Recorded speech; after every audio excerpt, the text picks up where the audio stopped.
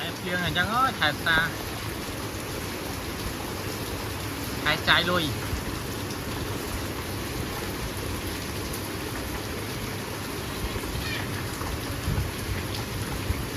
Liên phiêng đó đấy.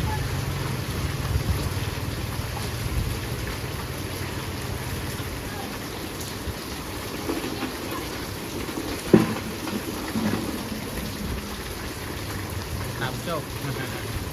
Làm bay cuộn. Cái đấy rồi lối dạng cắt chiên đi chơi. Hạt tích hiệp cho con mà con chạy lối sữa mà rồi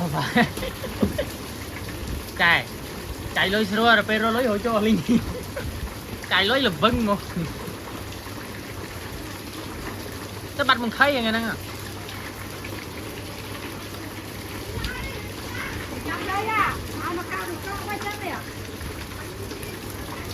trọt rồi